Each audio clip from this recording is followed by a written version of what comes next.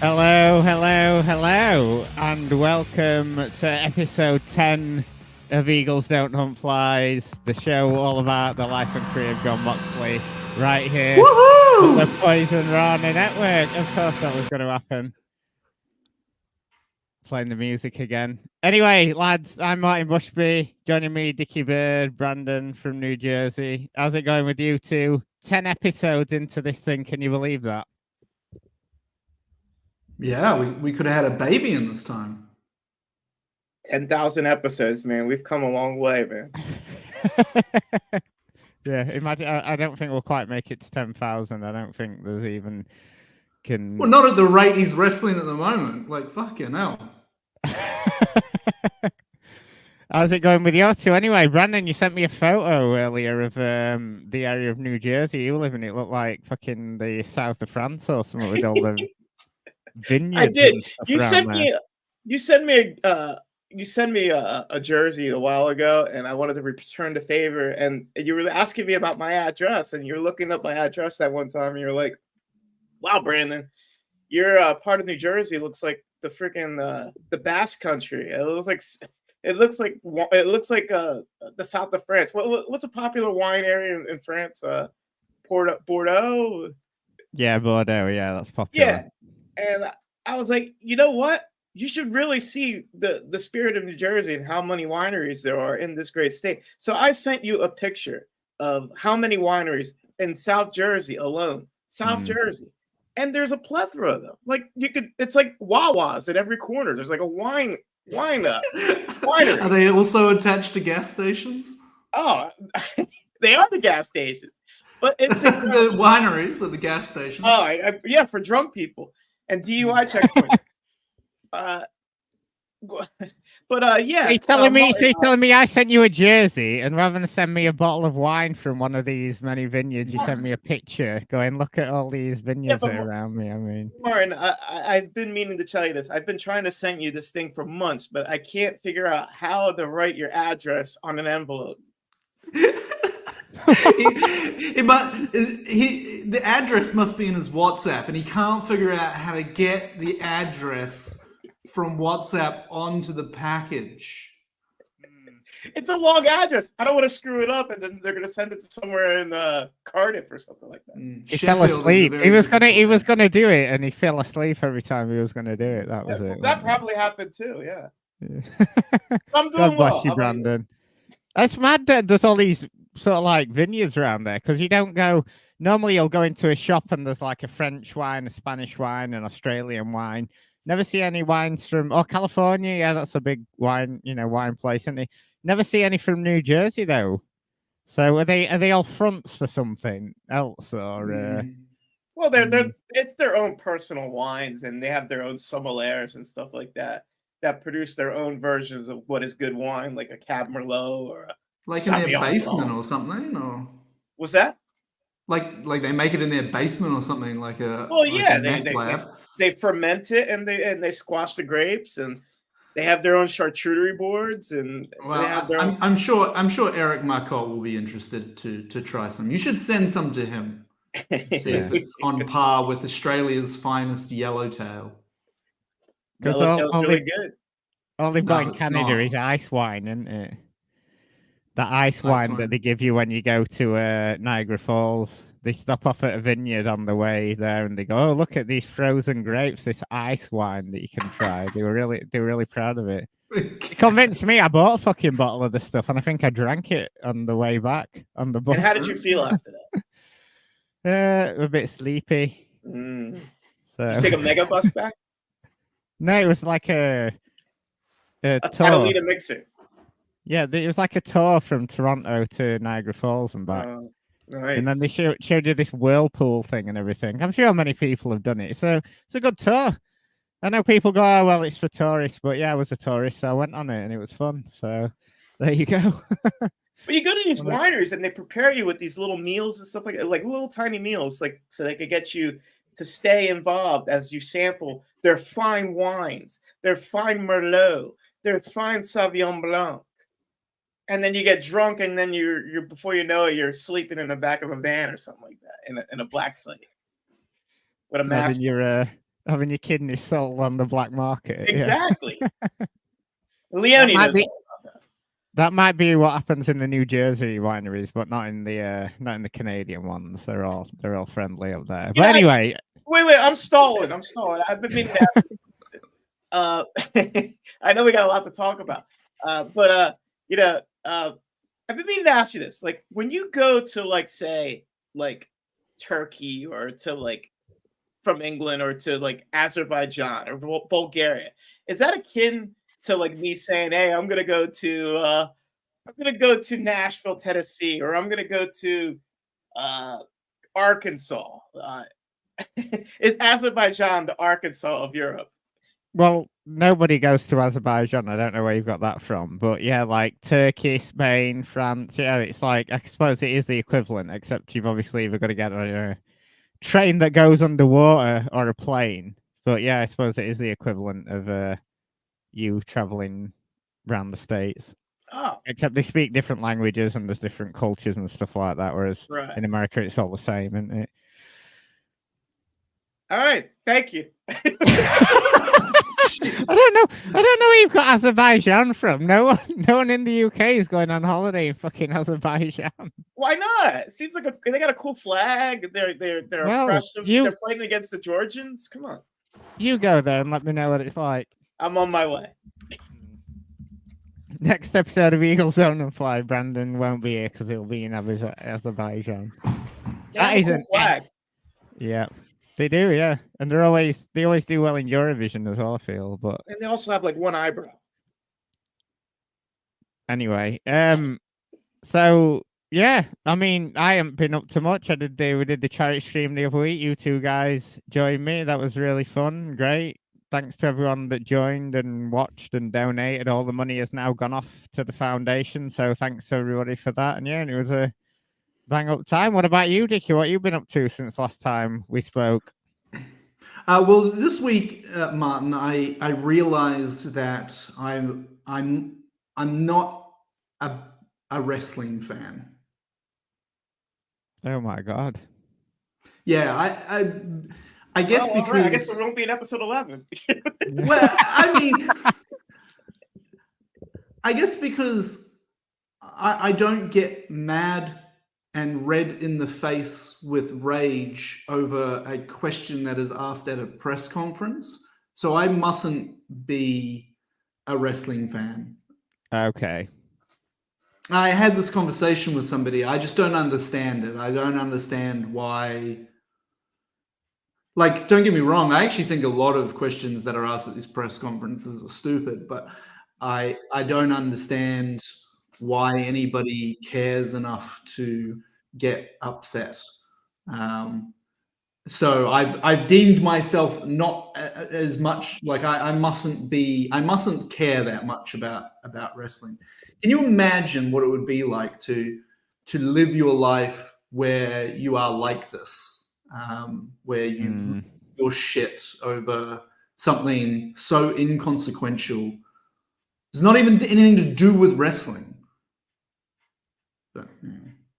Well, this got serious, didn't it? But yeah, I know what you mean. Yeah, but I can be serious for a minute. No, but yeah, I know what you mean. And it is ridiculous, the furore, and I'm sure everyone knows what you're talking about, but the furore that comes with people asking serious questions at bullshit press conferences is like, yeah, really annoying. But I think you can still be a fan of wrestling and not get into a rage about these things. I don't think the two are so intertwined. But I feel like my passion has been like it's been sort of put on notice. You know, it's kind of like, you know, I can't keep up with these freaks. You know what I mean? That freak out.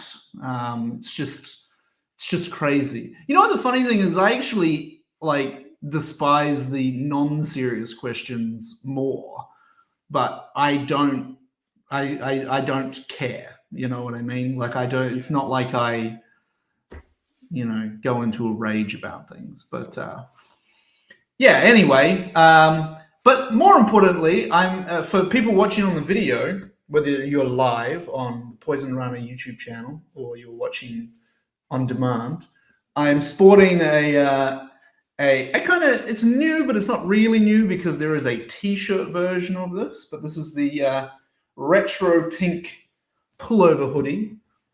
I'm assuming it'll be coming to the store soon. It's up to Braden and Debbie, but I thought I would make one since it's cold here in Australia. Stand up and show it off properly. I can't really see it. I don't really want to stand up because then you'll see my crotch. I'll just move backwards. Yeah, so that's beautiful. I love that. Perfect for the summer. Hot for the summer, as that song used to say. Well, no, man, it's a hoodie, so it's not really perfect for the summer. Mm. So the t-shirt is perfect for the summer, but when wintertime starts getting closer, expect to see this in the store for anybody. And look, I didn't think I would like wearing a pink hoodie. It looks beautiful. But I saw the photos of Davey wearing the pink t-shirt version of this, and I was like, the hoodie, man. It pops. Yeah, well, fuck it. And I dig, I even did my hair for it as well. Rock some K-Swisses with it, some joggers, some trainers, as the British would say, right? About sneakers. Yep, trainers. Yep. Yeah, I guess they don't sneak. Yeah, I guess episode 11. We're since Dickie hates wrestling, we're going to be reviewing the Marine 3 Homefront, starring. Oh God, that's never happening. Well, this is the thing. No. I didn't say I hate wrestling. What I did make very clear in our previous episode is that I hate bad movies. And if you want to see me get furious about something, like these fans get furious about questions being asked at press conferences, it's put a bad movie in front of me, like 12 Rounds Part 3 Lockdown. So I guess Cage Fighter next month. Oh yeah, but that's the other Mox movie, isn't it? Yeah, we'll definitely have to do that at some point. We've still got to do Total Divas as well. We've got to get Waiting on for that because he's the big Total Divas guy, so we have to arrange that one right.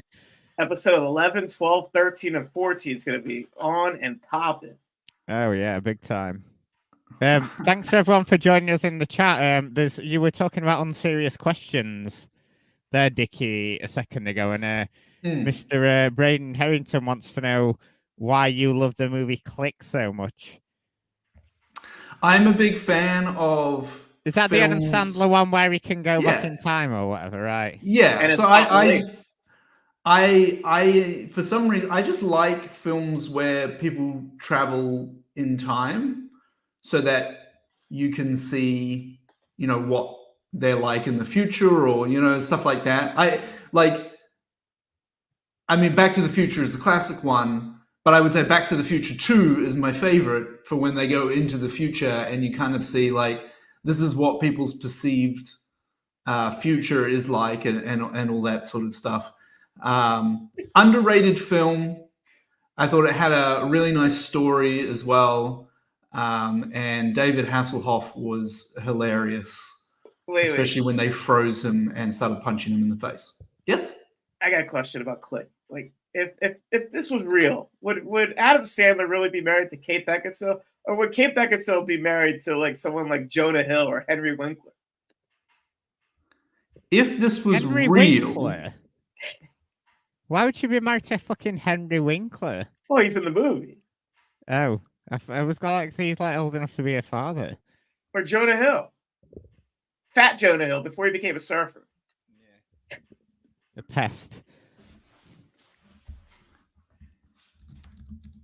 So that's why I like Click so much. I mean, Look, hey man, in all seriousness, when it comes to Adam Sandler films, I mean, there's so many bad ones. Little Nicky. So it's easy enough to pick a real good one, and there's a weighted scale when it comes to Adam Sandler films. If he produces ones that's semi decent, it gets pushed as quite a good film. Because he's overachieving, but there's been some real bad ones. I think the first one that I really despised of his was that, and it was Mr. Deeds or something. Was that what it was called? Or... Yeah, that was solid. I saw it on the plane and I was just like, oh my god, just fucking kill me now.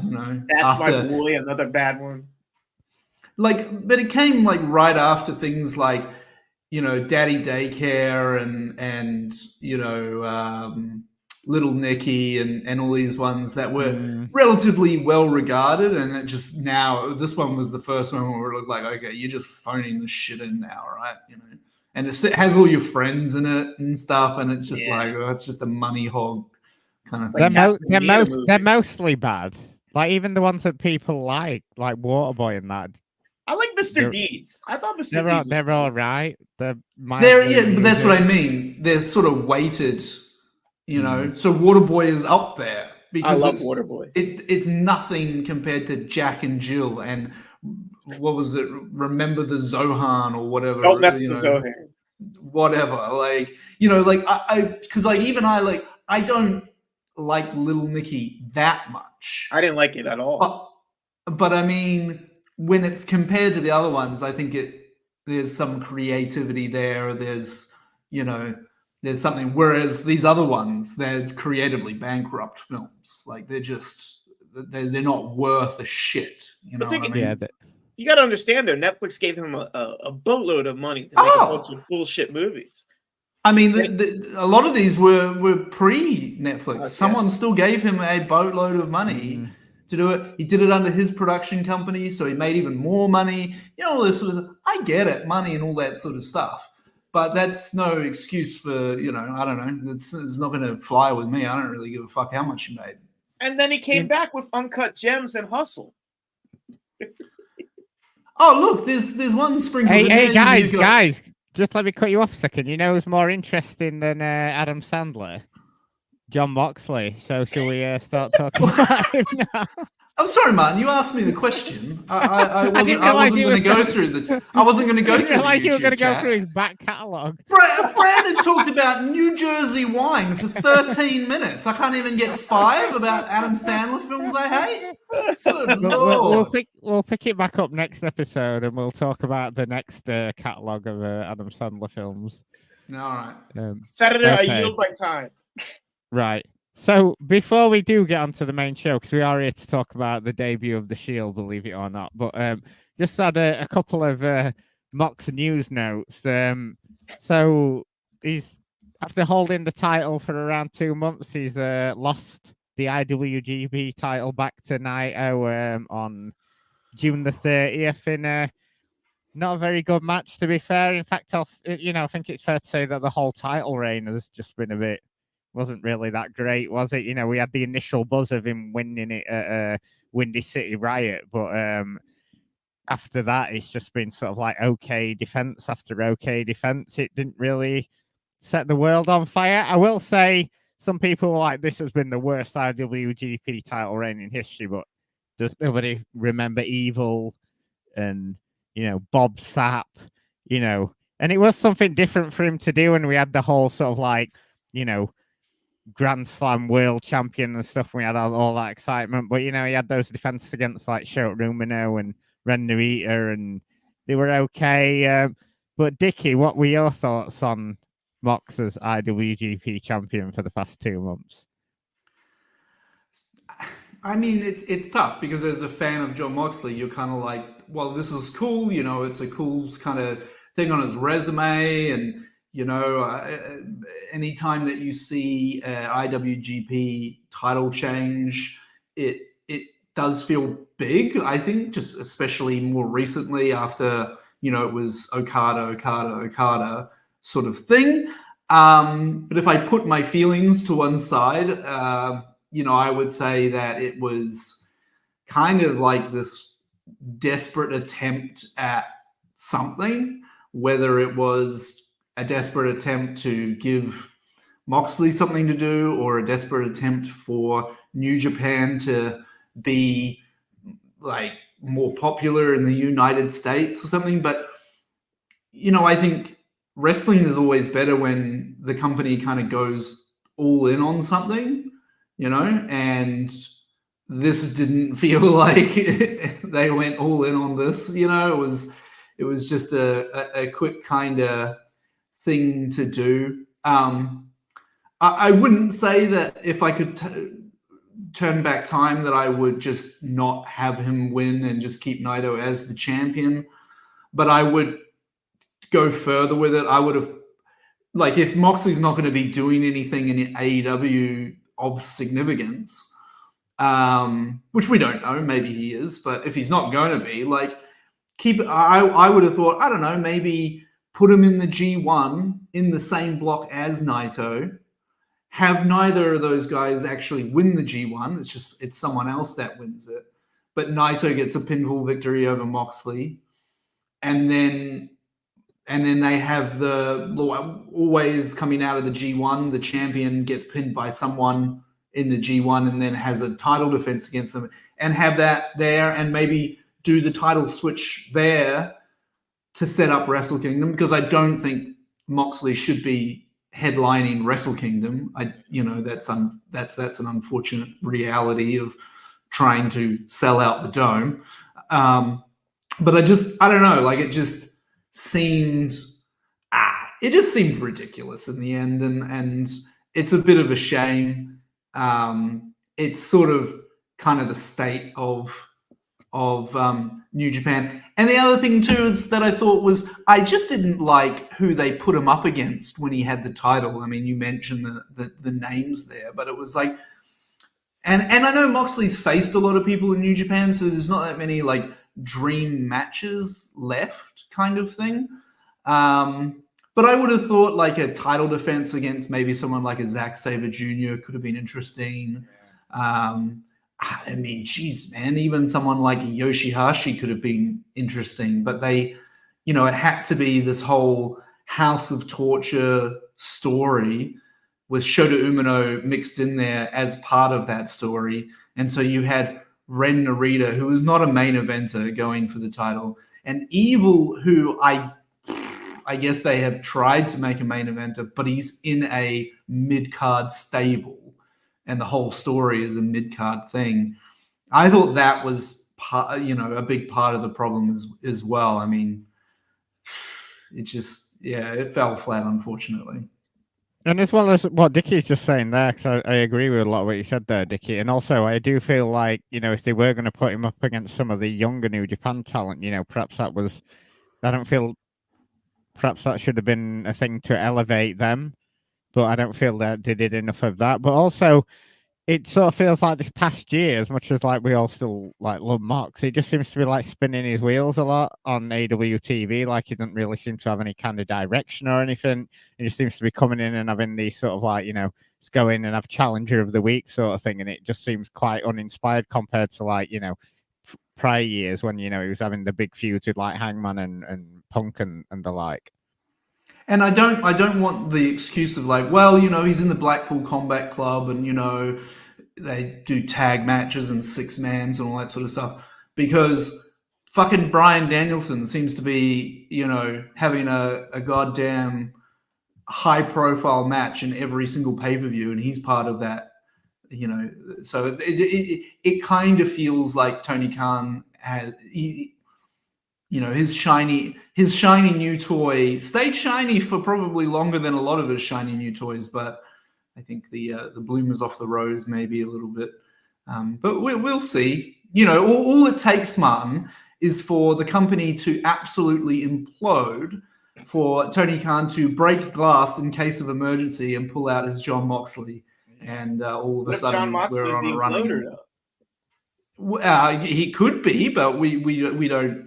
We don't. With the people in that company, all bets are off, Brand. It could be anybody. It could be Hologram that sets off a new wave of. Is that what the character's name is? Hologram? I don't know. I have no idea. What about you, Brandon? Any thoughts on Moxley this year so far? I didn't. When he became New Japan and the IWGP champion, like, I was like, yeah, but what are they gonna? Where's he gonna go from there? Where's the story? Where's the angle? And then he comes.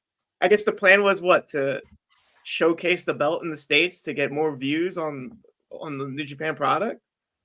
Is that correct, or? No, well, we're not really sure. It's just to give Moxley something to do, because he would not really doing anything on AWTV, I guess. Yeah, I Something mean, it didn't different. seem. I mean, like all you guys said, it didn't seem counterproductive. Like, I mean, he's defending the belt against like your powerhouse Hobbs, who I don't know, has he ever stepped in a New Japan ring to get a title shot or the offshoot New Japan Strong? Has he been in their ring before to get a title opportunity? No. It was just weird, and I guess it was a way for him to have something to dig into, and then the matchup with Naito, who has knees made of paper mache, was an abject disaster. That a couple weeks was it a couple weeks ago? Yeah, it was the other week, wasn't it? Forbidden Door. Yeah, it was just like they didn't seem to be on the same page or anything, did they? And the match was very flat. Yeah, same page, same church, different pew, right? Yeah, exactly. But that's not the only Moxley news from this month, because there obviously has been a video going around this week that's been clipped of Mox losing a jiu-jitsu match, if that's even the right term, match, tournament, whatever, and seemingly not shaking the guy's hand after. But if you watch the full video, he does shake the guy's hand, but he's pissed he lost, and then the guy offers his hand again and Mox ignores him. So I don't know, Brandon, this seems to be more your forte. I mean, how many times are you supposed to shake someone's hand after a jiu-jitsu match exactly? Is one time not enough? Has it got to be 2, 3, 4, 10 times? Isn't it like pro wrestling parlance? You're supposed to shake hands when you get to the arena. You're supposed to shake hands when you greet another fellow wrestler. If you don't, you end up in wrestler's court. I mean, it's like any sport. Like, I mean, you shake hands after a defeat, the code of honor, right? Yeah. I mean, I don't know. People were yearning for Moxley to grapple against the likes of Cyborg Abreu or somebody like that. I mean, after seeing this, I don't know. I don't think he's gonna last long against Buchekta. I mean, I'm glad he's doing an outside hobby like grappling and stuff like that. It's cool and stuff like that. I mean, was he videotaped against his will to make him look bad? Also, I don't know how true it is. They were saying the guy that beat him worked for Whataburger or something. I don't know if that was he was a joke Walmart or greeter getting submitted by a Walmart greeter. Hey, Walmart greeters can be black belts in jiu-jitsu. How do we know what they're doing on their weekends? You know what I mean? I mean, it's not a good look when you get submitted by someone from the Best Buy Geek Squad, right? Yeah. You never know. No. I mean, anybody could be. Dickie could be a black belt. Under it's not impossible, but I mean, yeah, it was. I guess it makes him look. He takes a hit for that too. I mean, it hasn't been the best of John Moxley this quarter of the year. Maybe. Yeah, but that's not fair, because when CM Punk went to the UFC, people were like, "This guy isn't fucking. He's never had a fight. He's never had a fight before." But CM Punk is a legitimate practitioner of jiu-jitsu. But my point is this guy is, at least John's going the way that people complain about everything, but at least this guy is he's doing local tournaments and stuff and trying to get better and shit like that, instead of just being hey, I'm John Moxley, I'm a draw, so if you put me on this, people will turn up or whatever. He's wrestling. He's jiu-jitsuing Whataburger employees. Wait. You know what? He probably oh my goodness. Yeah, that guy's gonna kick your ass. America. Jeez. I know. Look at that t-shirt. For video viewers, we've got to put a picture up. For audio listeners, put a picture up of the guy who with Moxley on the floor and the guy who beat him. He's wearing a hot pink top with an American flag and an American eagle on it, because of course he is, and he looks like a big dude. Yeah, I would like to. He's got an LIJ logo on his pants. Yeah. But for all we know, this guy might have been oh my god, Dean Ambrose, I'm your biggest fan. Be like, you remember when Kurt Angle was in TNA, and then people would come up to him in airports and be like, oh my god, why aren't you wrestling anymore? Which of course he was just in TNA. Maybe this guy just pissed him off, and he kept wanting to shake his hand because he was a big wrestling fan. And John Moxley's like, dude, shake my hand. I want to shake your hand. But in the jiu-jitsu world, I don't think he knew who he was. I think people in the jiu-jitsu world care about smoking pot, grappling, and having sex. And okay, I might find a local place. Anyway, listen, man, was this on Flow Grappling? I mean, I hope John. Is that still a thing? Does that still exist? Yeah, it's part of the Flow site. That's Flow Slam you're thinking of. That doesn't exist anymore. Okay. But yeah, I mean, if he's doing this as a hobby and someone recorded this like a paparazzi against his will, I mean, it sucks that he's getting exposed like that just because you're outside doing a local tournament just for shits and giggles. But if he has ambition of being in like the Abu Dhabi Championships, I got bad news for you, pal. It's not gonna go right for you. Well, you never know. Practice makes perfect, doesn't it? So we'll see how he is in 5 years' time. You tell him, Martin. Yeah. When he's getting his black belt off Hickson Gracie, we'll see then. Right. Anyway, I'm slapped by the ghost of Antonio Inoki. Yeah. What can he give out? Brazilian Jiu-Jitsu belts. He might do in the afterlife. Who knows? But anyway, on to the main show. And this month, like I said at the start, we are here to talk about the debut of the Shield on main roster WWE. You know, I know. Sorry. I know we touched a bit on this when we talked about Mox v Punk, but here we are going to actually be talking, about the debut match and the match they had at TLC 2012, and also I am going to be throwing in the match the Shield had against Undertaker and Team Hell No that happened a few months after their debut, because I didn't know when we might ever talk about that again. It's a good sort of like little match to throw in there as part of like the Shield's first few months. So there are loads of stories, aren't there, about how this group was put together coming out of NXT. We all heard the Punk story on the Art of Wrestling podcast with Colt Cabana, where he wanted a group of guys out of NXT to be with him. And the initial idea was to be Ambrose, Rollins, and Chris Hero, but obviously they nicked Hero and put Roman Reigns in place. But doing my research for this episode, Roman Reigns actually disputes this story a few times, in fact. He said at a panel at Wizard World Convention in 2015 that the only thing Punk made was that Pepsi tattoo on his shoulder, and that a lot of people had their hands in the Shield. They have a huge creative team that's part of the process, but ultimately him, Dean, and Seth made the Shield. And I also read a piece where a former WWE writer was claiming credit. It seems to be that thing in wrestling, doesn't it? When there's something has a bit of success, everyone wants to claim credit for it. But I do think, personally, I think it was a bit of Punk and then a bit from other people. But what about that? What about that fan that jumped the guardrail and was dressed like a member of the Shield? Does he at the Barclays Center? Does he take credit for being a part of the Shield?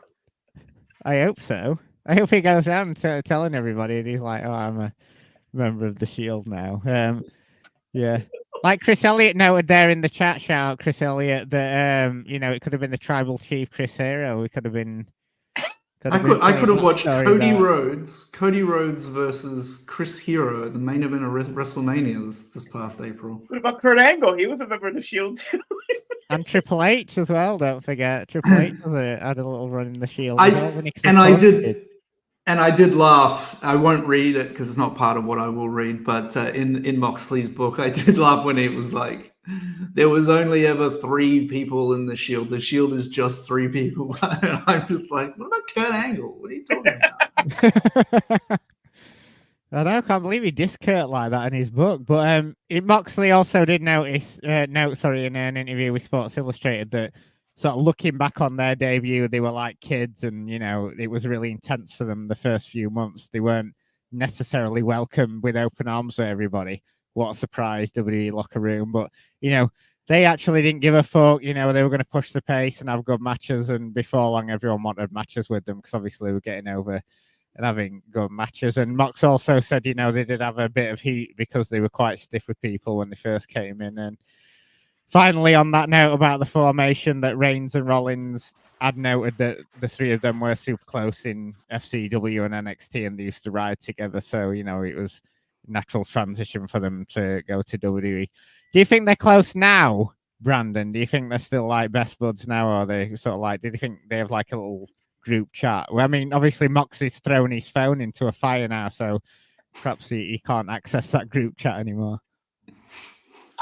I think they're still good buds and stuff like that. I mean, I'm sure they all acknowledge the tribal chief during his run as the top draw at the Fed at the time. But no, I think there's no ill will. I think when you're in a group like that and you're super tight and you tour the towns for how many long years they've been together on the main roster, you develop a kinship, a family, and stuff like that. So I think they're still pals. I think they're still G-chatting each other, or WhatsApp, if you, whatever Moxley's using. Well, it can't be WhatsApp because he threw his phone in. It could be Messenger because at least he'll be able to access that on his computer.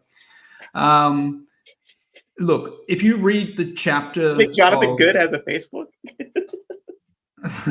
Well, you can have Messenger without having a Facebook. Come on. That's true. If you read the Shield chapter in Moxley's book, because I think to answer your question, Martin, I feel like the only person who might not be as tight with the Shield guys would be Moxley, just because obviously he left. There was also stuff, Rollins said, like, he's taking food off my table. I don't know if you remember that shit. Of course we do. The classic wrestler line, food on the table, yeah. And so there could be this idea that, maybe, there was a bit of a split or blah, blah, blah, blah, blah. But since that comment, Moxley went on to write this book. And you can tell that this is something that the Shield for him is him. You can never replace it. Like the way he writes about it, and the way he talks about, or the way he writes about Seth and Roman. I mean, they'll be basically brothers, and I guess that's probably the best way to put it. They might not be the most friendly, like you said. Moxley threw his phone in a fire. They might not be communicating every day, but, they're bonded by this experience that they had.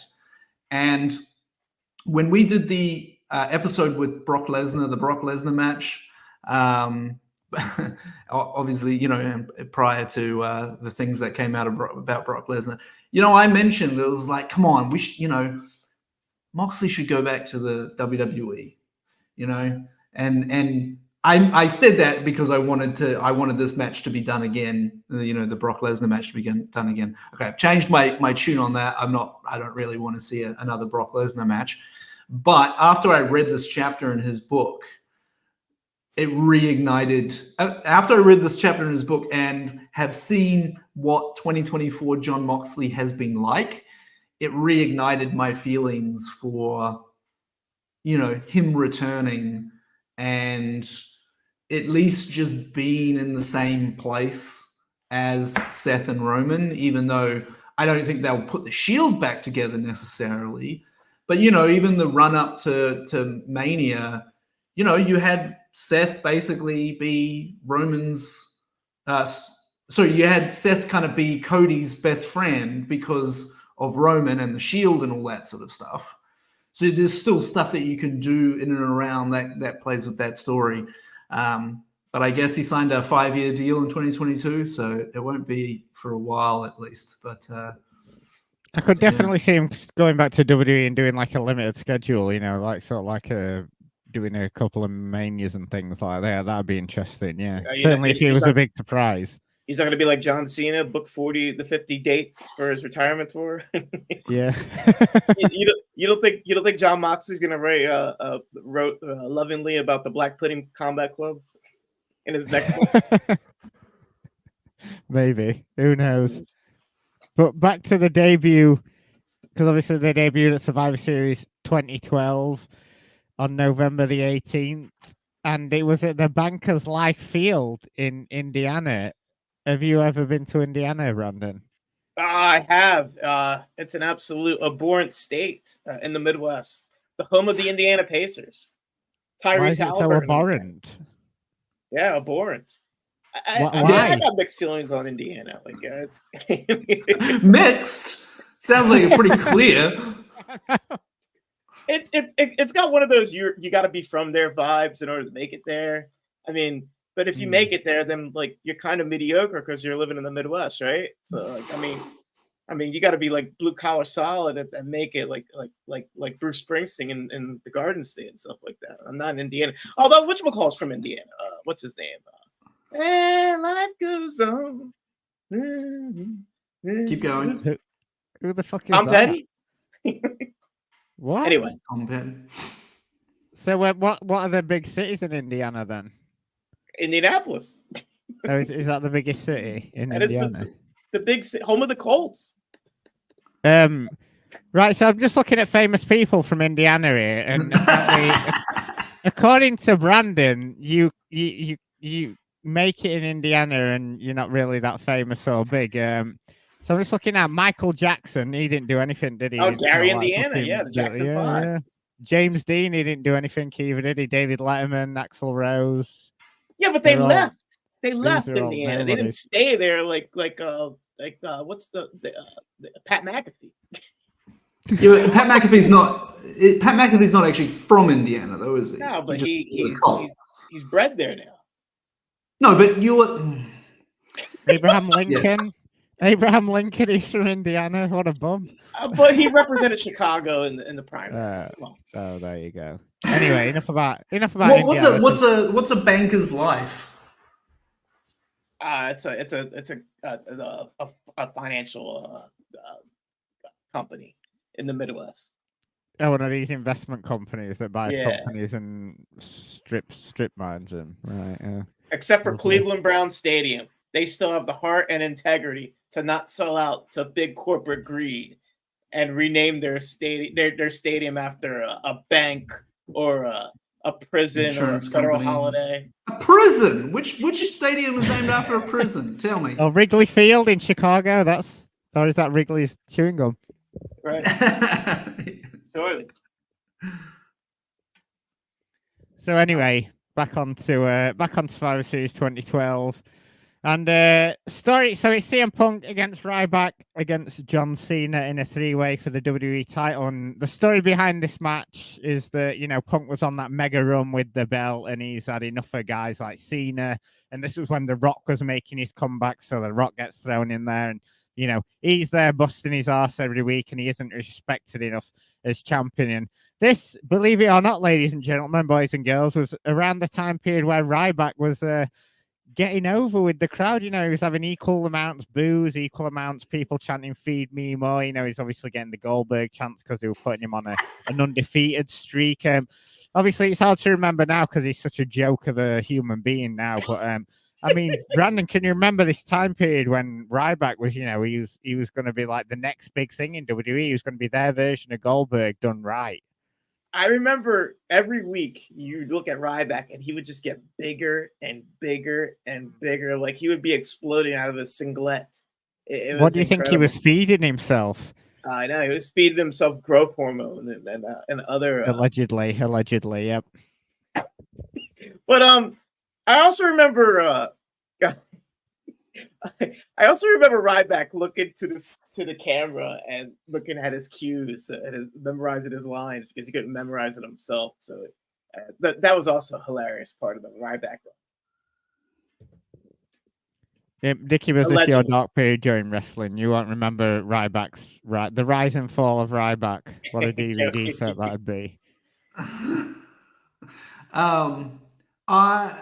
Was there much of a rise? Anyway, I know you said he was getting Sheffield. Come on, show love. Oh, Skip Sheffield, yeah. Oh, Skip I thought you said he was named from after Sheffield. I was like, holy yeah. shit! Let's talk about famous people from Sheffield. Yeah. Def Leppard, baby. So I mean, I am aware of things in terms of revisionist history. I didn't live this at the time, but I do just like clearly remember this like in the Art of Wrestling podcast with Punk and Cabana, where it was the Punk screaming at Ryback whether he meant to hurt him on purpose or whether he was stupid, and like forcing him to basically admit that he was stupid. Something I do in my business when I talk to my suppliers. He got treated like Vader, being called a fat piece of shit.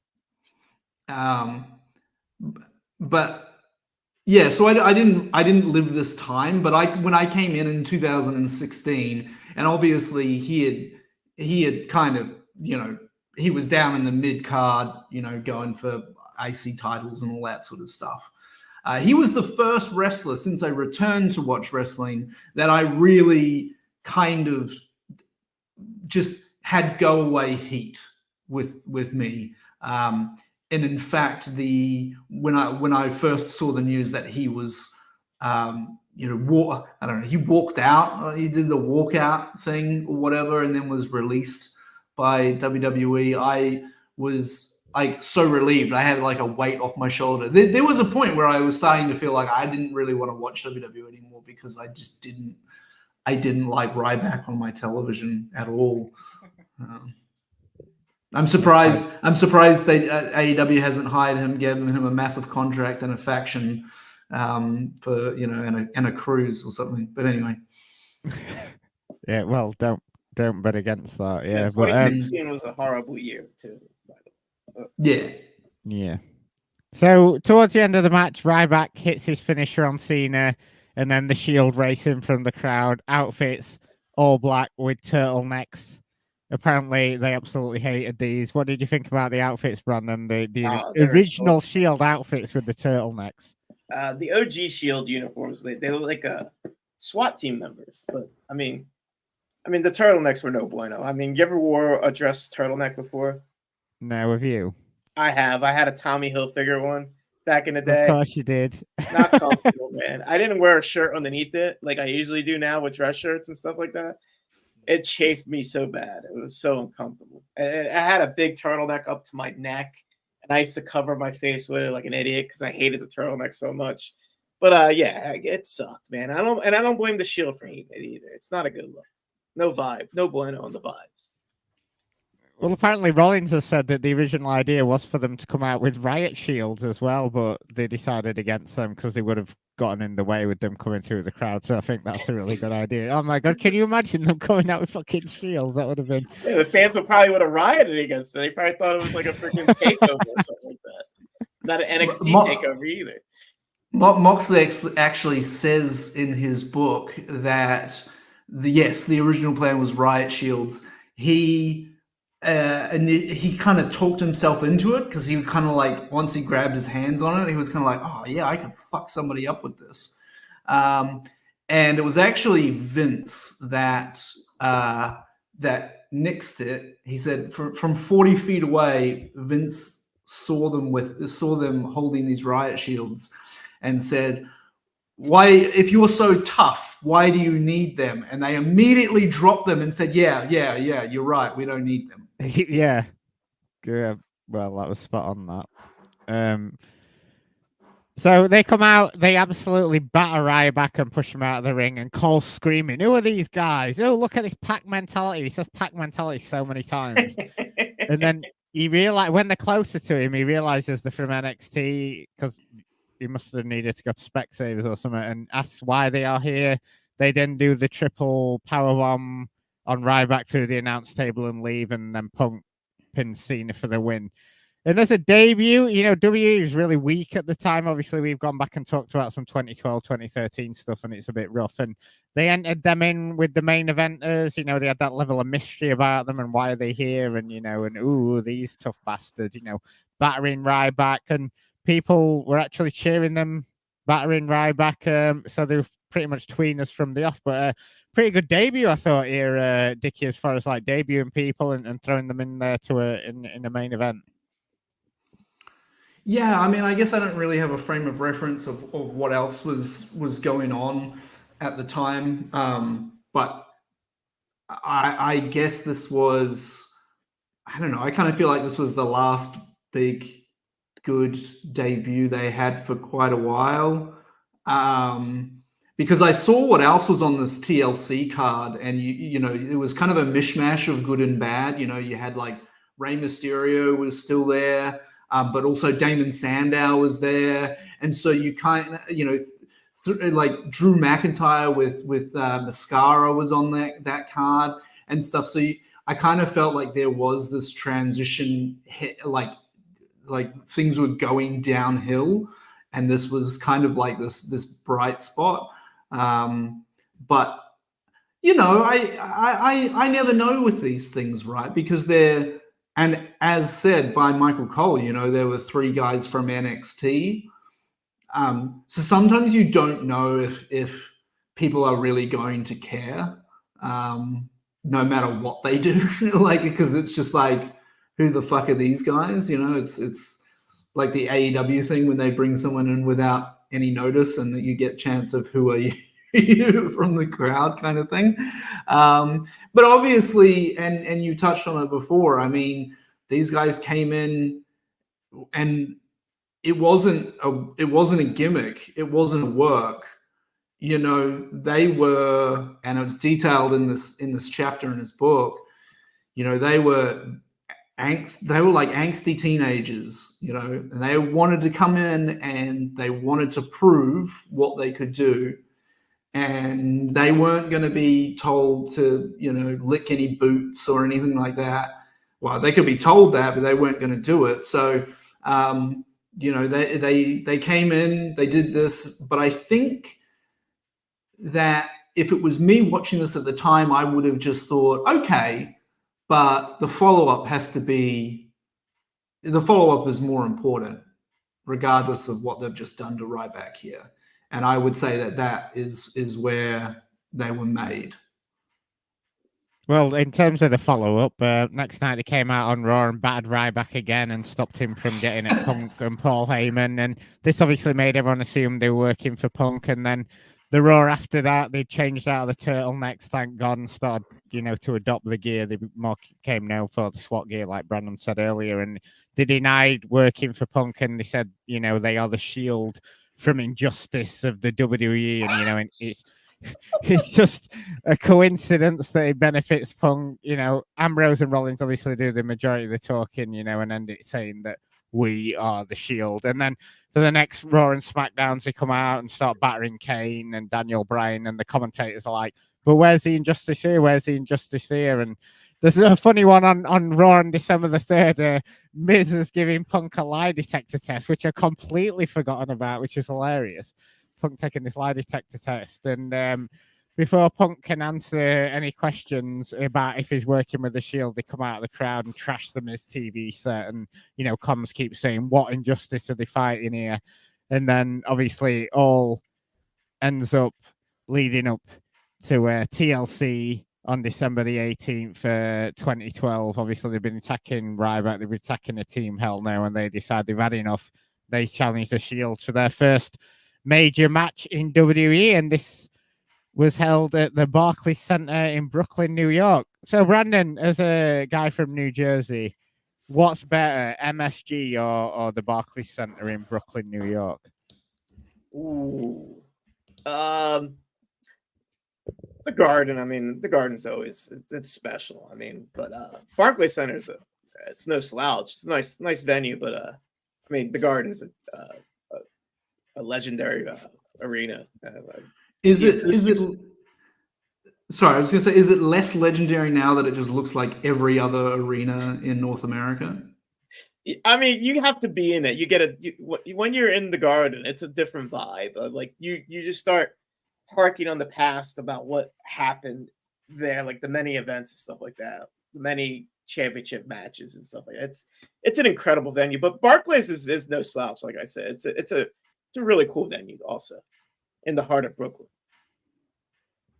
Oh, yeah, I've only been to MSG. I've never been to Barclays, but yeah, obviously you go in there and it steeps in history and everything. I don't know, is it like falling to pieces now? They renovated it or anything? Is it? Yeah, they've done renovations to it, so it's holding its own still. Good. So TLC no longer a pay-per-view event, because I was looking for this on No WWE longer a Network. group I was either. like, what? But well, yeah, sadly not.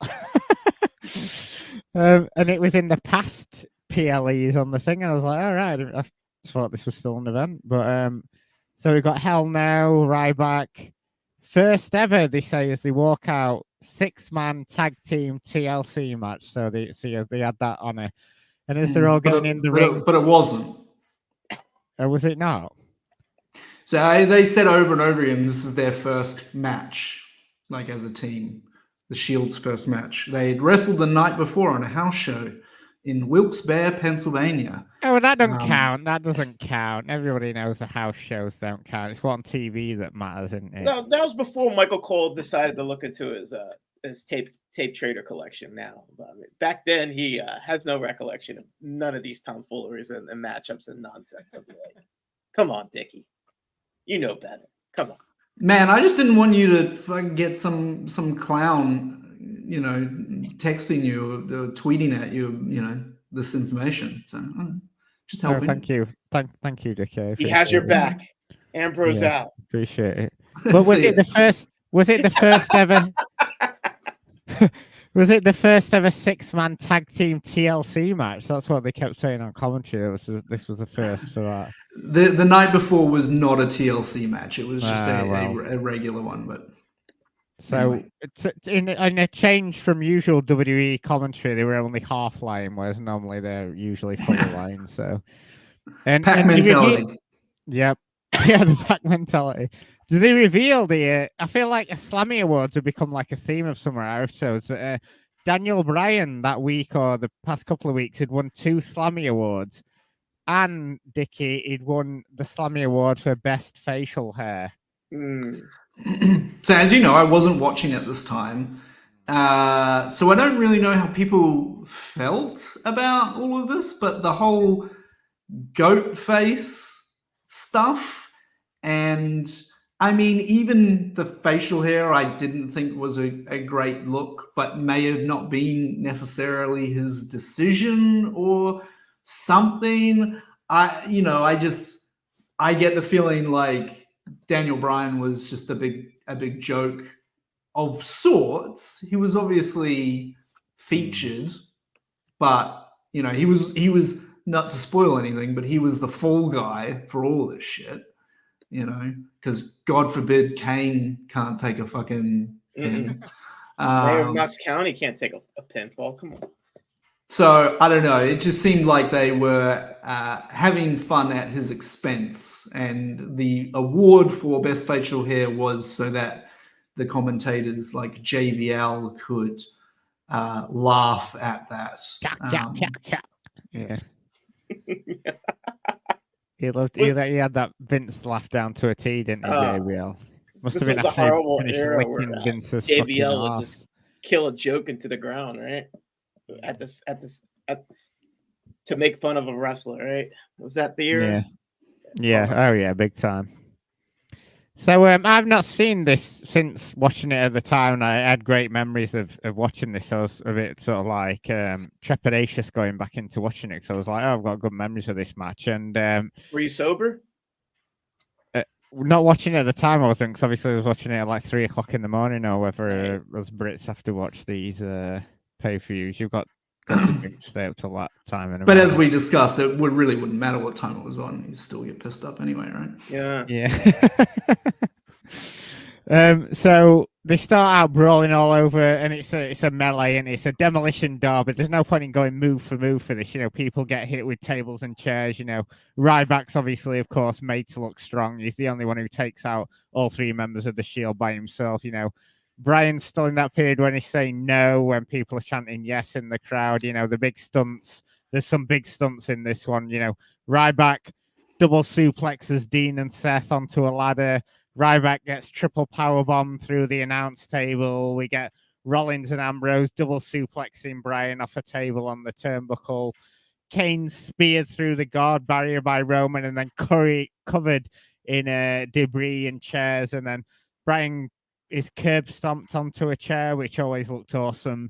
Rollins gets thrown off a Jeff Hardy ladder through some tables at the entranceway, and then finally Brian gets powerbombed off the turnbuckle through a table for the 1-2-3 for the Shield. So big win for them on their second match, Dickie.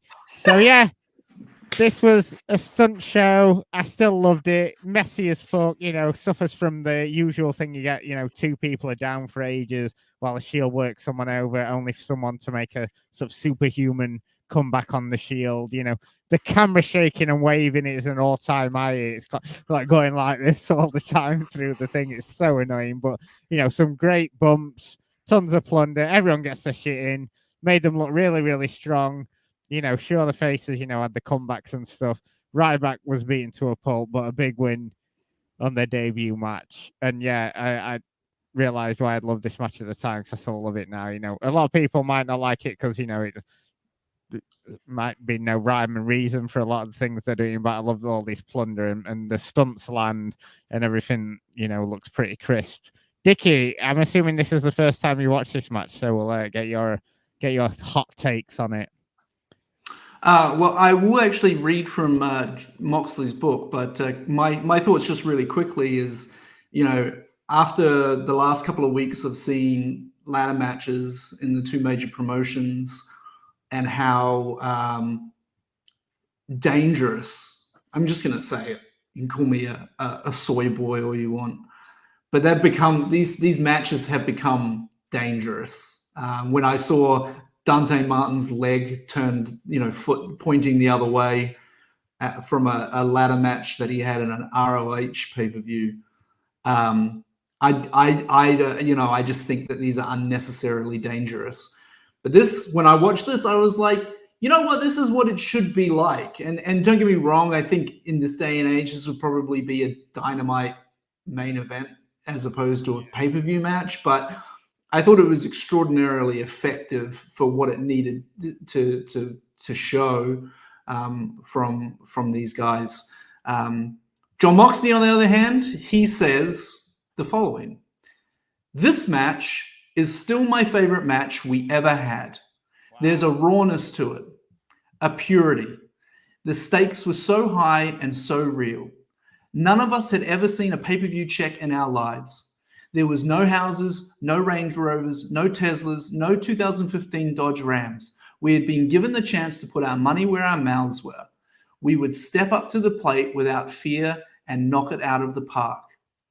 Years from now, being live on pay-per-view in a packed arena on the big stage will become old hat. I'd struggle to manufacture adrenaline.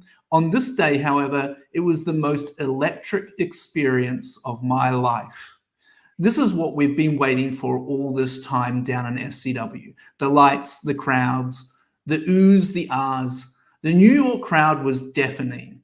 Being front and center in the WWE ring on pay-per-view, I had a flashback to when we were in high school and used to go to Buffalo Wild Wings to watch pay-per-views.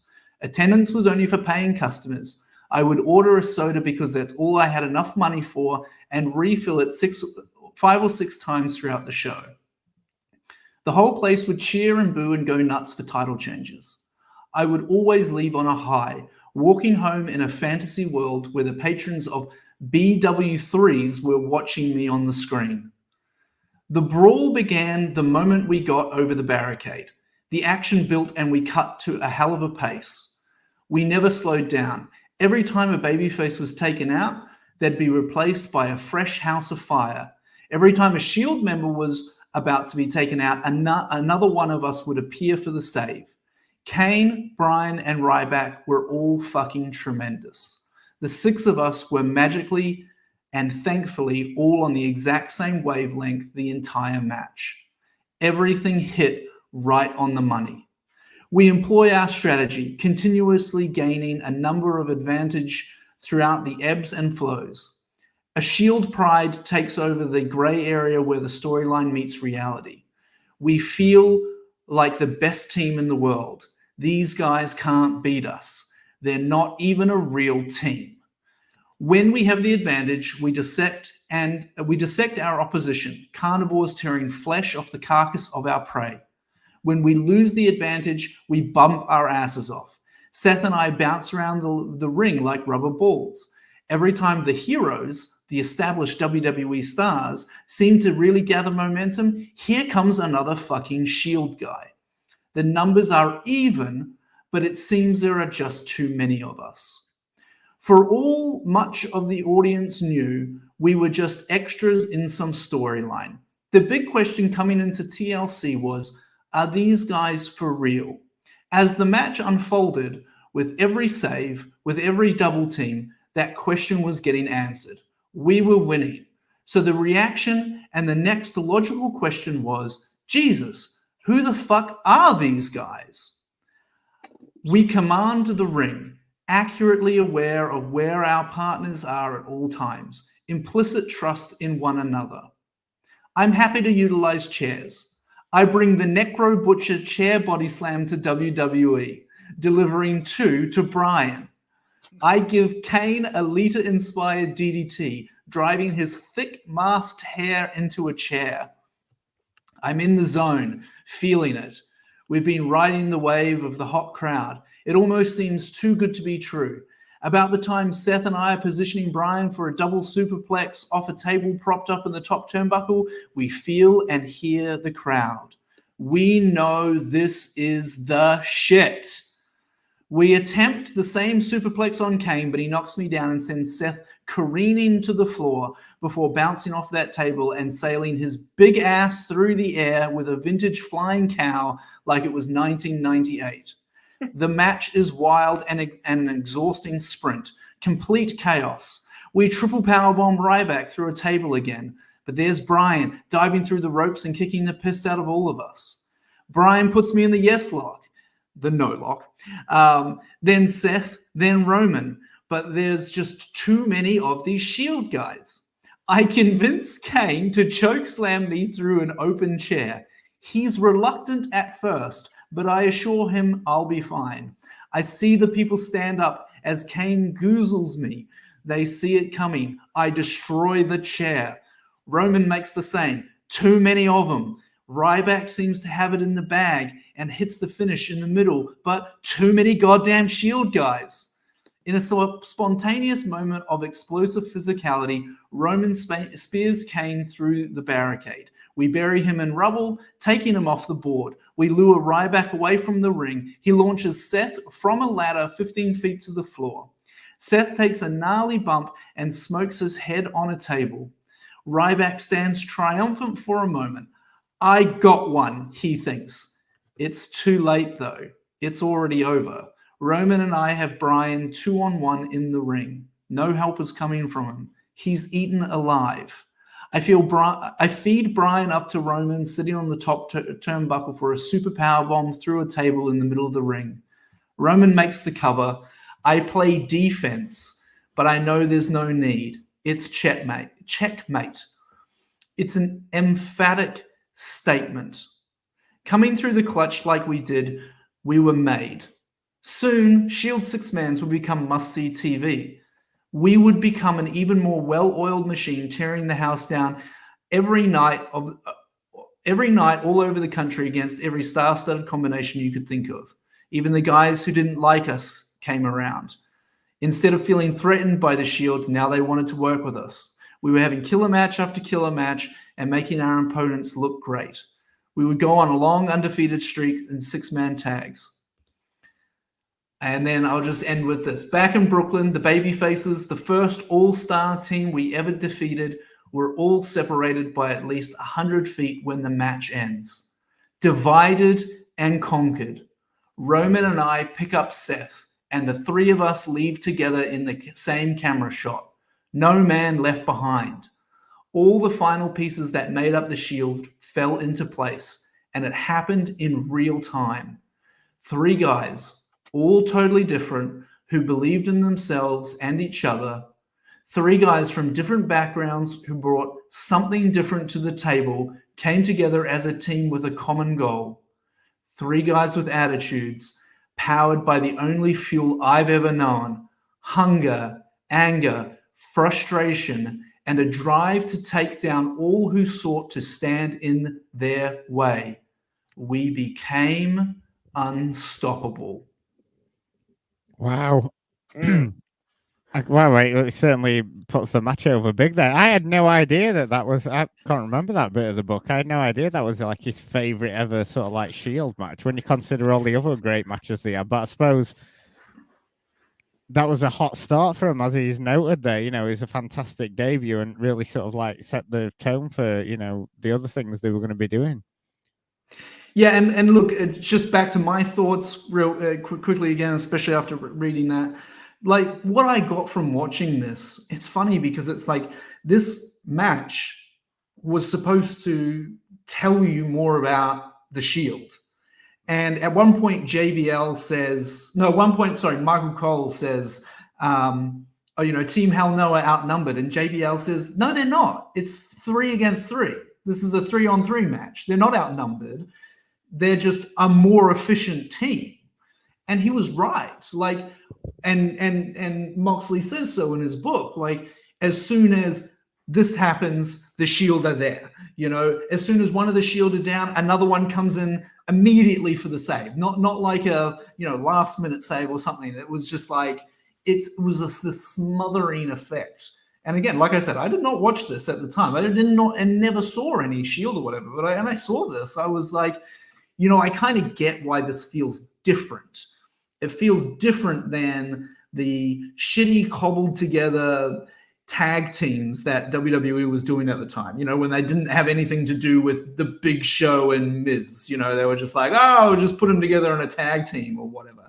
This felt like an actual team, and they showed it in this. And Moxley says some great stuff about how they made sure they left together in the same shot, so that it was no man left behind, and all that sort of stuff. And like I said, the follow-up is more important than that debut. And I thought this really nailed it out of the park from an exposition perspective, from an establishing perspective. What they would do after that was kind of made based on this match. Yeah, and they did great work building on it. Because obviously, years before this, we'd had that great debut by Nexus, but then obviously they all got fed to John Cena, and it was downhill from there. But these, they really built on that. And aftermath of this, they carried on attacking, Punk's enemies such as Ric Flair and Brodus Clay and Sheamus. God, what a rogues gallery that is. And they built on it, and they carried on having good matches. I mean, as far as debut goes. But what were your thoughts on it, Brandon? So you're saying that there was no good tag teams. You didn't like Sin Cara and Rey Mysterio teaming up against Team Road Scholars? Now, is that Mystico now, or is that a fake Mystico? I don't understand. But who are they facing? Road Scholars. Okay. Damian Sandow and Cody Rhodes. Okay. Yeah, baby. 2 main eventers. Actually, 4. Right? No, yeah, 4. No, well, Mystico would main event in Mexico, right? I don't know. Whatever. I thought this was excellent. What a way to debut this faction. Just getting over with big spots and stuff like that. Showing that kick-ass pack mentality that they were displaying in the ring generalship. Those guys were like moving like veterans in the ring. It was pretty impressive, their debut. I didn't watch it live, but I remember watching it like not too long ago before I rewatched it again, and it still holds water to this. It's still fun. It's still fun shit, man. It's still a good car wreck. But yeah, I enjoyed it. These guys you could tell they're up to bigger and better things after this. But you don't know that because Vince likes to fuck shit up, and like Dickie said, the payoff is got to be good in order after your debut, right? So, well, that's why I wanted to include this other match as well. Jumping ahead a few months, where sort of like that was December 2012, and then jump ahead to April 2013, and obviously they've still carried on doing the same things, beating people down and stuff. And then there's another match that is a fan favorite from Raw, live from the O2 Arena in London on the 22nd of April 2013, a couple of weeks after WrestleMania. No, I wasn't there, but Brandon, have you ever been to London?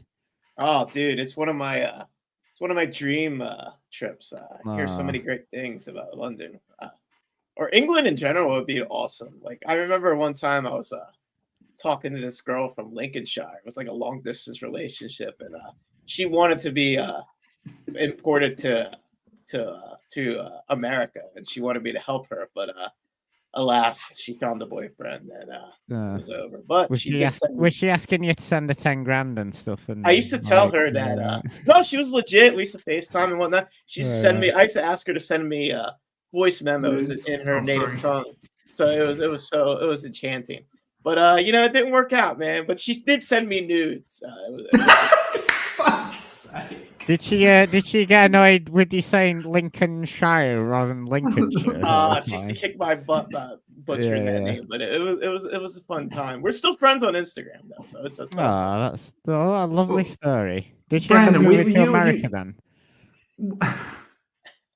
Sorry, repeat that. Did she end up moving to America? Nah, she ended up shacking up with some local Brit in England. So no American DNA for her. No. Well, you and I will probably have to go to London to do a live episode of this with Martin, because I ain't fucking going back to America. So I don't. Let's go, man. Tag team Vegas next year. Jeez. Dickie's definitely coming to Vegas next year, everybody. I don't think so. That, yeah. Big family trip. Bring the wife and kids. Yeah, it'll be all in. Be good. I am determined to take my child on a big plane trip at some point before he turns 2 years old, because he will still be free. But it still is weighed up.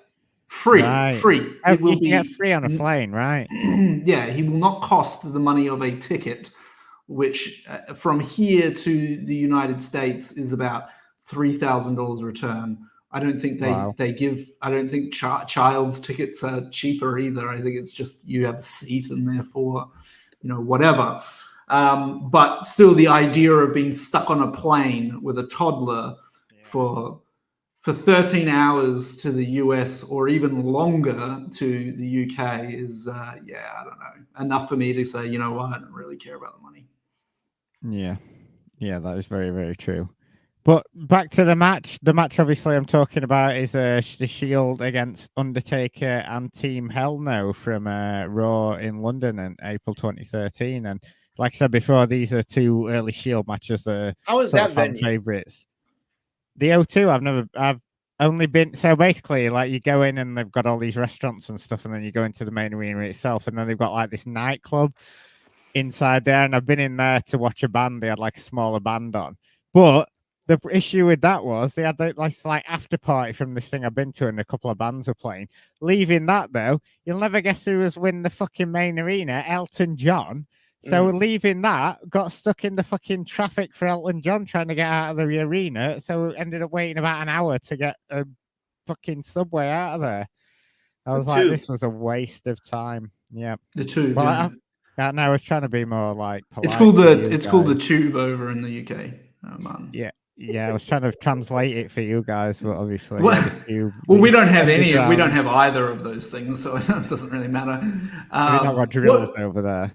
We just have big V8, V10 cars and stuff. What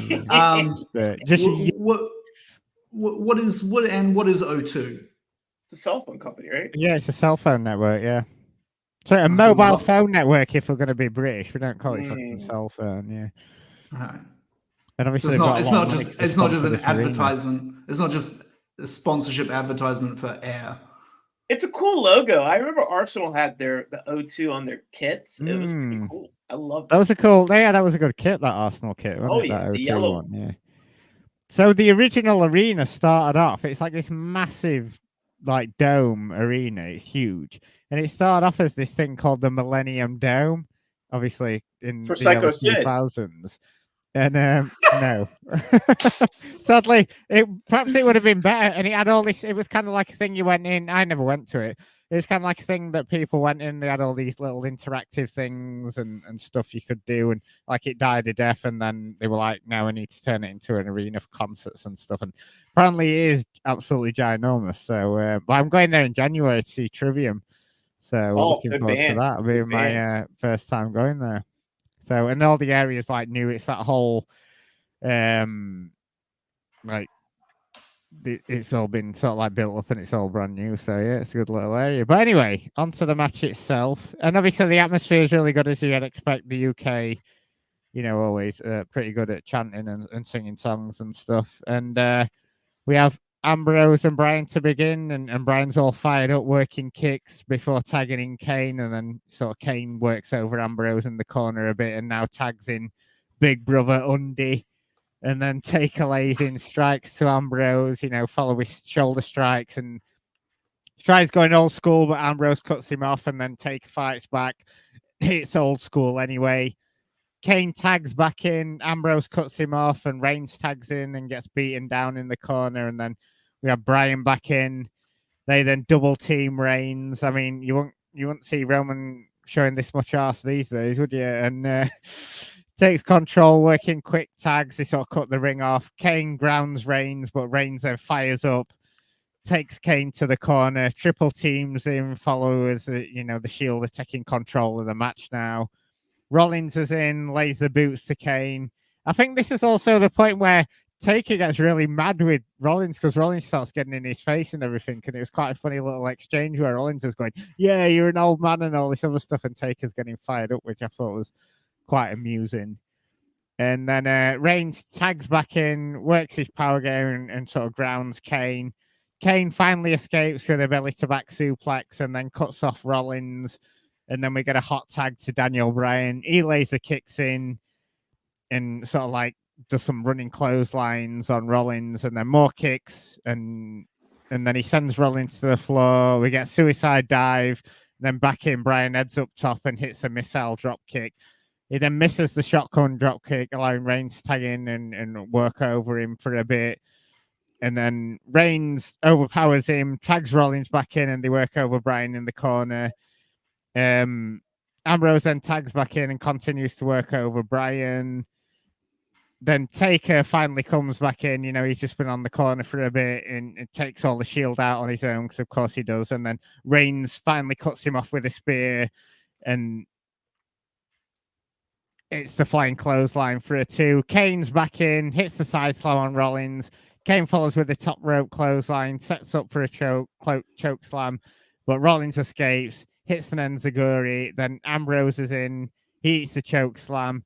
Bryan tags back in, gets crotched by Reigns, and then it breaks down. Bryan knocks Ambrose off the tops, misses the headbutts, and Ambrose covers for the win, which is quite surprising. I'd totally forgotten that the Shield got the win in this match, because you would have thought a team with Undertaker in would have got the win, but still an enjoyable match. I think nowhere near as good as a TLC match, not for me, but I think it was a good match, and certainly in front of a hot crowd here. I'm assuming this is the first time you two guys have seen this match. Brandon, I'll let you go first. Oh yeah, I mean, I wasn't. Yeah, it was the first time watching it. I didn't watch it live, but from watching it, I mean, yeah, it wasn't like as good as their debut, but I mean, it's still solid. Yeah, I mean, we all had the fears of the Undertaker going over because he's the vet and whatnot, but I mean, it was. But thankfully, Bryan Danielson was in the match, so yeah, no fear at all. None, zero. So yeah, it was fun stuff. I enjoyed it, but it wasn't as good as debut. But the crowd was great, though. Yeah, I didn't hear enough soccer chants like Mark McCool, Mark McCool. That would be a good one. I'll have to tell the Ogden brothers to start that one off next time Undertaker's in the UK. They can go to one of his live Q&A shows and start chanting that. I don't think it's a Q&A, mate. I think he just talks for 2 hours and then you can. Yeah, I think it's more of an A. Yes. Oh, there's definitely a big A there. Yeah. Hey. Yeah. So I actually watched. I don't know. I apologize. I watched this one first, just because it was free on YouTube, and I was just able to quickly load it up. So I watched this one first before I watched the TLC match. So I struggled to actually, because I didn't know anything about this time, I struggled to really know kind of who the baby faces were and who the heels were in this. I had a fairly good idea, but of course I was thrown off because Daniel Bryan was in his, when he started doing no, and people were going yes. I'm like, isn't that what you did that when you were a heel? But anyway, I managed to figure it out because JBL on commentary said that The Undertaker was responsible for shortening his career. So I managed to figure out that The Undertaker was the babyface in this, thanks to, good old JBL. Yeah, well, hopefully Undertaker was also responsible for shortening his commentary career, but I guess that was actually just all the bullying that he did. Shorten that. So anyway, it was fun. It was like a fight. It was a TV match. I stupidly, because again, I didn't recall these things, and I just, you sent me a link, and it was free on YouTube. It took me about halfway through the match to just be like, oh, this is on Raw. And I think mainly I was thrown off because of all the British stuff, and I just, for some reason, just figured it was like a British pay-per-view or something. It's the one time during that point in time where it didn't look like a normal Raw because they had to have the fucking telephone boxes from Doctor Who. What are they called? The red phone box. Now the double-decker buses. The telephone box from Doctor Who is a form. Well, it used to be a police box back in the back in the day where the police could go and ring or whatever. Yeah, which phone don't box. really exist anymore. Yeah, but the ones they had on the ones they had on Raw were the red phone boxes, which don't really exist anymore, apart from in London where people use them to have photos and stuff. I wouldn't recommend picking the phone up though, because you don't know where it's been. I always see these tourist pictures with people with their phone next to their head, and I'm just like, no, you don't know what's been in there or what's gone on in there. I imagine they all just think of piss anyway. You don't know what dirty earwaxes are in there. That's more dangerous than those people who go to Chernobyl and take photos of them on exactly. I know, yeah. So I, when it kind of, it sort of like was this weird thing where I was like, oh, this is a TV match, and I mean back then the TV matches were, we talked about this in actually the Punk Shield stuff as well. Whereas you very much get the feeling with TV matches back then, they were all just kind of cookie cutter. They're going to repeat this match on SmackDown probably the next night or something, and it was just, it was kind of just bland. It was just sort of there. I think it was a big deal for the thing because it was weren't they saying it's the first match Undertaker's had on Raw in 3 years or whatever? So it's supposed to be trying to make it a bigger deal than just because obviously Hell No and the Shield had a bunch of matches on Raw that were meaningless and stuff like that. So I suppose that was to make it a bigger deal, wasn't it? Having Taker in there. So I have two things. I guess the first thing is I'm annoyed that at WrestleMania, when I went over and made the trip, that if they were going to do all that bullshit in the main event between Cody and Roman, at least they should have given us the fucking Undertaker full entrance coming down and had The Rock just standing there scared, instead of lights out and then he appears in the ring wearing wearing his boot cut jeans and I just wish I had have seen what they saw, because to me that's really what the main draw of the Undertaker's wrestling on Raw wasn't really going to be oh wow, it's going to be a great match. It's going to be, we get to see the entrance, and I'm annoyed that it didn't say. And don't somebody tweet me and say the Undertaker said he'll never be Mark Calloway said he'll never don the gear again.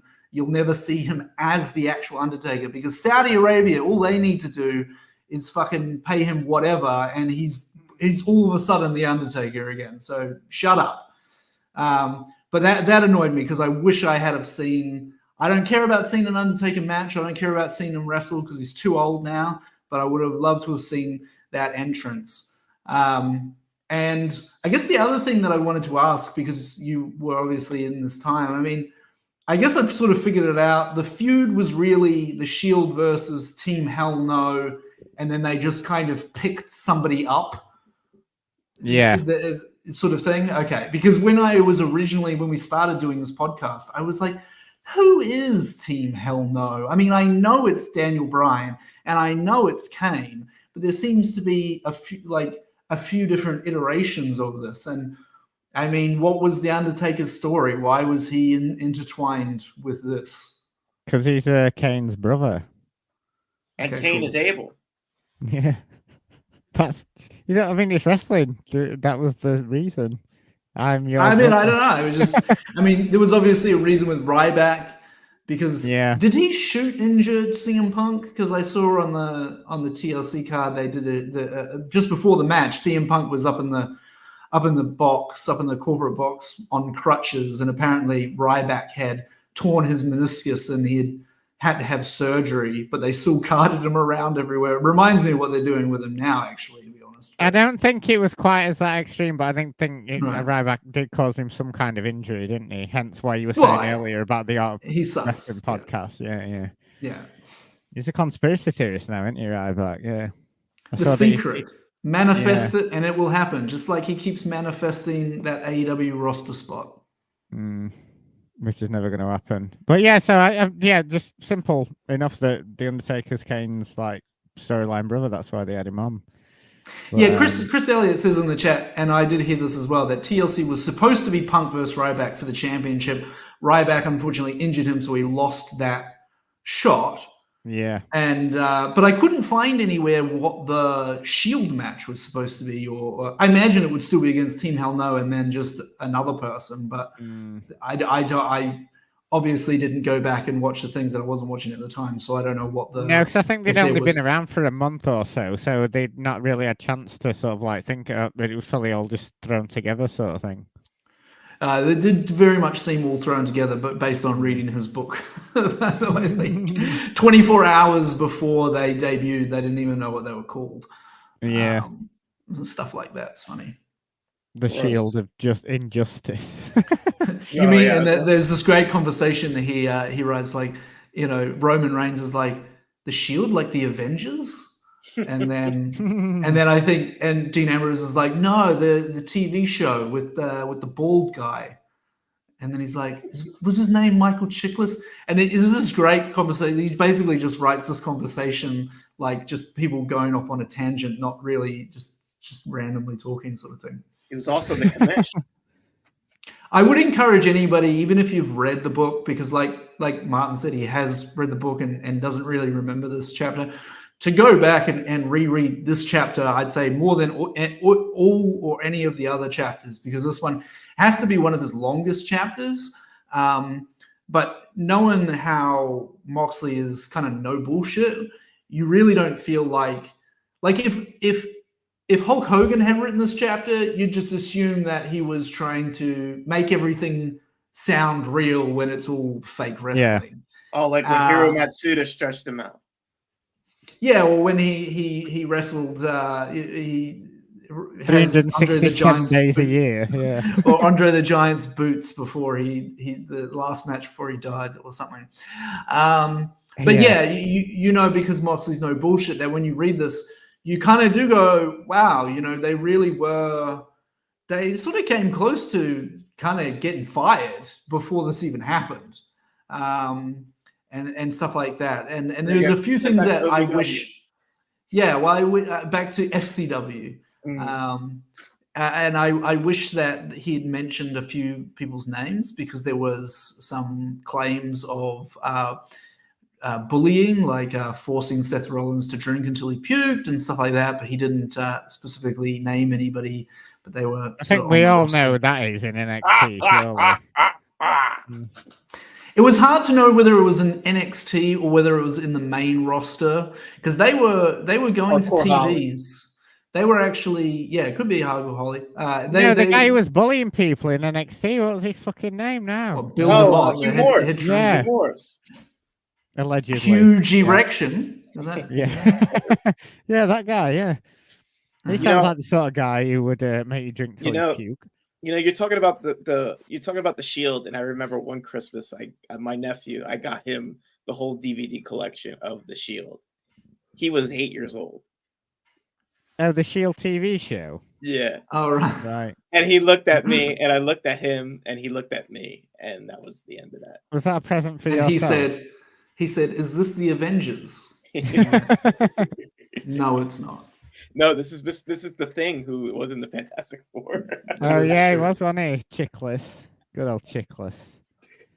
Anyway, so in conclusion, I think it's fair to say they did do a great job of debuting them. You know, they got over with that air of uncertainty when, you know, whenever they'd show up and who they'd attack, and, you know, and they were good TV when WWE wasn't at its best. And so, yeah, I think this has been a good look back at sort of like their debut. And there's certainly plenty more that we're going to be able to get us teeth in, you know, the feud with the Wyatts and things like that, and then the initial breakup of them and stuff. So there's plenty more to come where the Shield's concerned. So, yeah, I have enjoyed looking back at the Shield debut, and especially, I mean, you know, Mox's side of it. You know, it's very interesting that he sees this as a sort of like best period, and especially when they had so much good stuff going on. But just before we get out of here, I suppose, you know, Poison Rana, this is the network we're on.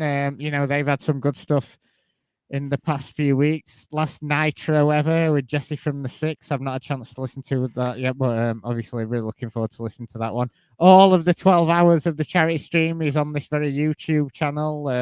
If you are watching us on YouTube, or if you're listening on iTunes or whatever, head over to YouTube. I will be chopping it up in segments at some point, but just trying to get round to that. And Cino has obviously been very busy, but still managed to knock out a new Shot in the Darks. Is a proper trooper. And head to the Poison Rana Patreon if you like shark movies with Eric Roberts, which sounds like sounds like something that would be right up your street, Brandon.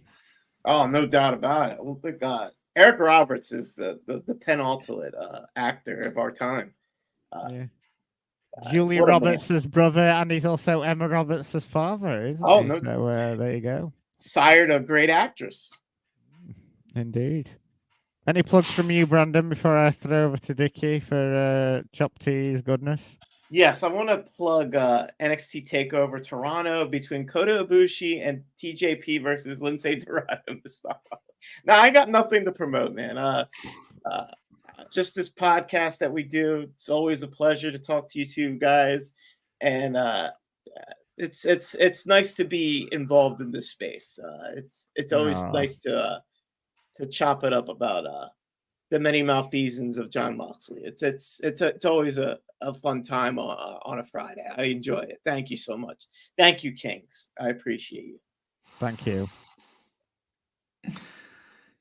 Yeah, I mean, Paul Haggis was the director, by the way. Paul Haggis of Sharktopus? Scientology fame, and then they got the whatever. Okay. Yeah. Paul Haggis. Yes. The guy who created Due South, the famous. Yes. Well, what a legend! What is he? Is something wrong with him? Well, he was in Scientology, and he broke free, and then. Oh, so he's okay now, right? Yeah. No, he got canceled. Now he's on the set of Chicago PD. Is that what you're saying? He got canceled. Oh wait, we talked about that before. Yeah, he got sexual misconduct charges against him. Oh no. Anyway, Dickie, isolate to the man. Thanks for setting me up with that. Appreciate it. Yeah, I mean, look, you can, follow the Chopped Tees account, chopped_tees, Twitter, Instagram. There's a lot of good stuff coming out soon. Some other things, maybe even an opportunity to win a lot of merchandise. Oh, wow. But I will not make that announcement, but you can expect to hear that next week. So you can either follow the chopped_tees account, or you'll hear it elsewhere. But yeah, I mean, check out the site, free shipping, lots of good stuff. We're halfway through summer, so it'll be time to start putting up some pullover hoodies and stuff like the one I'm wearing and so forth. But but yeah, nothing much to plug. Just all love to the Poison Runner Network that we are a part of. Obviously, I'm really proud of them sometimes when I see them review the third greatest wrestling show of all time in NXT Heatwave, after enduring through NXT 2.0, and I was there with them, talking with them through that, and know how kind of painful it was to get through it. But it's sort of stuff like what we saw over the weekend in Toronto that kind of feel like these guys are, they're getting some pay back for having to go through all of that. So, definitely check them out. And I believe a new episode of the Poison Rana podcast this Sunday, live on this very YouTube channel, if you're watching on YouTube. It'll be the first one in a while, because obviously there have been things and stuff happening around, probably the first one in 2 or 3 weeks. So definitely tune in to that. But yeah, aside from that, man, great charity stream. Really, really enjoyed it. Thank you. It was good fun. Yeah, I'm glad you didn't start this episode off by just leaving, like you did in our spot. You probably have no idea what I'm talking about. You just Brandon and I joined. How dare I? Yeah, but I was not prepared. I wasn't going to say wearing a fucking nappy, was I? I was not prepared. It was just like, I thought, imagine if you started this episode off like that. It's just like, all right, guys, hold on. I'll just be back. You guys just talk about stuff. Yeah. But yeah, great stuff, great cause. And you said never again, but it'll happen. I'll do it. It'll be a Vince Carter when he joined the Atlanta Hawks, won't it? I'll still got one more in me. We'll see, I guess. Who knows? Right. But yeah, obviously, go to Chop Cheese. There's a sweet ass Eagles Don't Know Flies jacket on there, so definitely check that out. Cause that's a beauty of a jacket. I've got one myself. It's support the show. In a minute. Yeah, support the show by buying things. And yeah, so don't follow me. Follow at Poison Rana Pod. You can anything, Instagram, Facebook, Twitter. They're all over it. Or just Google Poison Rana Pod, and you'll be able to find all that goodness there. And yeah, we will catch you next month. Not decided what we're going to do next month, but there's still always plenty of stuff to talk about when it comes to Mr. Dean Ambrose. So we will catch you then, Ambrose.